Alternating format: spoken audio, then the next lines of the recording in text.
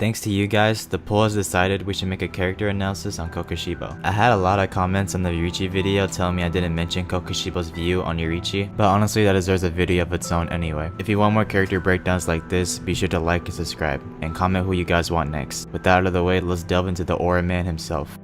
Kokushibo, as we know, is the strongest demon behind Muzan, who is Upper Moon 1. Despite all the demons we see in this series, including the Upper Moons, Kokushibo holds a much more ominous, calm, and elegant persona. Much more different than any other demon. But behind this persona holds an unending, bottomless envy and hatred towards his brother Yoriichi. To fully know how he became this way, we need to cover his backstory and ideology to see the full picture of who he came to be. The story of Kokushibo starts during his human life in the Sengoku era, in which he was named Michikatsu Tsujikuni. Michikatsu grew up with his twin brother Yoriichi under a lord. Since twins were seen as bad fortune, Michikatsu was chosen to live with privilege, while Yoriichi was chosen to live with nothing, due to the strange mark on his forehead. At first, Michikatsu pitied Yoriichi for his situation, as he had to live in a small room separated from his family. And at this point, Yoriichi has never said a word. Everyone thought he was deaf. Michikatsu would decide to make a flute for Yoriichi to entertain him. Later on, at 7 years old, Michikatsu would train his sword skills with his father's vassal. Yoriichi seemingly out of nowhere was watching Michikatsu train, and for the first time Yoriichi spoke, asking Michikatsu if his dream was to become the strongest samurai in the nation. Michikatsu was surprised that he said those words in such clarity, even though it's the first time he's ever said anything. Yoriichi would then declare that he wants to be the second strongest samurai behind his own brother. Yoriichi would continue on to watch Michikatsu's training, and one day the vassal decided to teach Yoriichi as well for the fun of it. The vassal would teach him how to make a basic stance and would encourage Yoriichi to attack him. Moments after, Yoriichi would then land 4 consecutive blows on the vassal and left him unconscious instantly. Michikatsu was blown away seeing this, as he's never been able to land a single hit on the vassal. Michikatsu begged Yoriichi to tell him how he was able to land those hits so easily. Yoriichi would then explain he was able to read his muscle movements and his blood flow, which we would know to be the see-through world. Michikatsu realized that he was born with a special vision that he clearly didn't have, and realized Yoriichi was much stronger than he was. Yoriichi would then declare he doesn't want to be a samurai anymore, because he couldn't bear the feeling of hurting somebody. Shortly after, the vassal would then tell the family of what Yoriichi had done, which would cause Michikatsu and Yoriichi's roles to swap, Yoriichi now being the heir, while Michikatsu was the one going to be sent off. But before he knew it, Yoriichi was brought the news that their mother passed away, and decided he would leave the temple so Michikatsu could stay as the heir. This would be the beginning of Michikatsu's envy for Yoriichi. Before he left, he showed Michikatsu that he still kept the flute that he gave Yoriichi, and said that he will treasure this gift for the rest of his life, then sang his goodbyes as he leaves the temple. Michikatsu's envy would only grow more as he reads through his mother's diary, revealing that Yoriichi knew everything about his mother's illness. From then on, Michikatsu realized how much more gifted and talented Yoriichi is compared to himself. Michikatsu would wish death upon him and would hope to never see him again. 10 years later, Michikatsu would have a family and lived a peaceful life. One night, however, a demon would attack Michikatsu's encampment. Suddenly, Michikatsu would then be saved by Yoriichi, who he thought was already dead. Seeing Yoriichi again fueled his hatred even more. Everything Yoriichi had, he wanted it all for himself, so he left his wife and family to become a demon slayer. He would then achieve his own demon slayer mark and create his own derivative of sun breathing, known as moon breathing. He then realized no matter how much he trained himself, he couldn't reach Yoriichi's level. And now that he has the demon slayer mark, he knew his life will soon come to an end, until Muzan encountered him. Muzan offered him to become a demon so he could live forever and enhance his skills. Since his main desire is to chase strength, this is an offer that Michikatsu couldn't refuse. He would now be known as Upper Moon 1, Kokushibo. 60 years later, we would see Kokushibo near a castle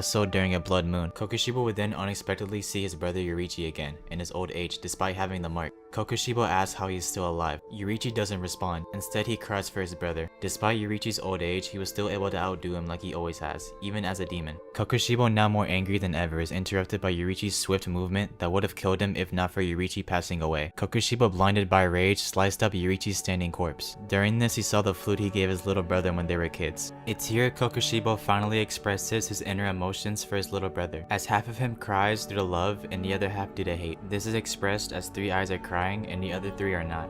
And into Kokushibo's death, we finally see his regrets. After all the centuries that have passed, abandoning his home, family, and past, killing his descendant, he obtained nothing in the end. Realizing the difference between him and his brother, he questions his very own existence. And as he finally withers away, we see he still possessed the sliced flute he once gave to Yoriichi. Michikatsu's whole life was led by the envy he had for his brother. Being raised as an heir for his family, he saw himself as righteous and his brother as pitiful. Yet Yoriichi still had everything Michikatsu wanted. Throughout our lives, we've all felt envious of someone. It could be that they have something we want, be it wealth, fame, love, or something else entirely. Something we feel that we deserve since we worked so hard for it. And for Michikatsu, it never mattered how hard he worked. Yoriichi was just blessed with everything, and Michikatsu wasn't given anything at all. All he wanted was just to be like Yoriichi. But what I believe makes him more special is the view of Yoriichi's side. Even though Yoriichi had everything Michikatsu wanted, Michikatsu had everything Yoriichi wanted. All he wanted was a loving family, a peaceful life, and a personal connection. Michikatsu was blessed with a family that he abandoned to become a demon slayer to chase after his brother, while Yoriichi had a family that was slaughtered by a demon, giving him no other choice but to become a demon slayer. Michikatsu had all the love given by his family since he was the heir, while Yoriichi barely had anything.